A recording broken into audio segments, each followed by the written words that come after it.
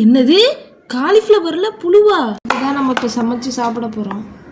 நான் சொன்னது காலிஃப்ளவரு. கல்லுப்பு, மஞ்சள் பொடி, சுடு தண்ணி, எல்லாம் சூடு. அப்போதான் அதில் உள்ள புழுவெல்லாம் சாகும். நம்ம பார்த்தோம்ல இப்போ புழு ஒரு பெருசு இருந்துச்சு, குட்டி புழுவெல்லாம் இருக்கும்ல, ஒரு 3 நிமிஷம் ஊற வச்சா போதும், எல்லாம் செத்துரும். ரொம்ப சூடாக ஊற்றிட்டிங்கன்னா காலிஃப்ளவர் வெந்து போயிடும். எப்போயுமே காலிஃப்ளவர் சமைக்கிறதுக்கு முன்னாடி இதை ஃபாலோ பண்ணிக்கோங்க. பிகினர்ஸ் ஃபாலோ பண்ணிக்கோங்க.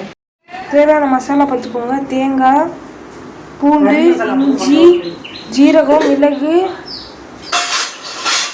ஏலக்காய் 3, கிராம்பு 2, பட்டை கொஞ்சோண்டு, கறி மசாலா போட்டு நம்ம வந்து இந்த குழம்பு வைக்க போகிறோம். சண்டே ஸ்பெஷலு காலிஃப்ளவரு கொத்துக்கறி போட்டு சூப்பரான குருமா தான் வைக்க போகிறோம்.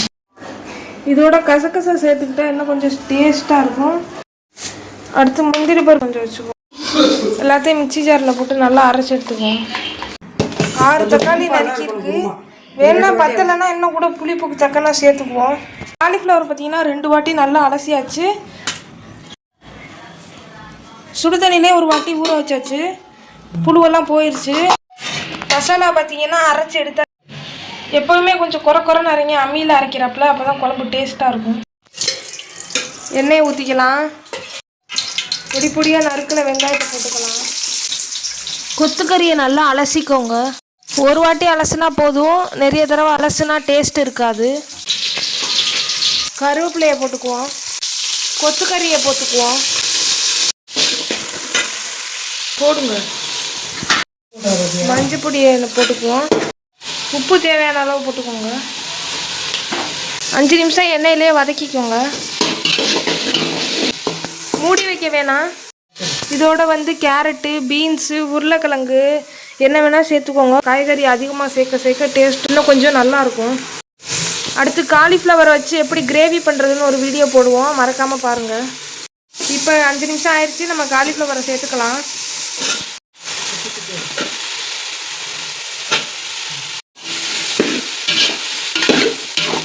காலிஃப்ளவர் நல்லா வதங்கட்டும். தக்காளியை போட்டுக்குவோம். தேவையான அளவு தண்ணி சேர்த்துக்குவோம். அரைச்சி வச்சுருக்க மசாலாவை போட்டுக்குவோம். மல்லிப்பொடி 2 ஸ்பூன் போட்டுக்கோங்க. மிளகா பொடி வந்து நான் ஒரு ஸ்பூன் தான் போடுறேன்.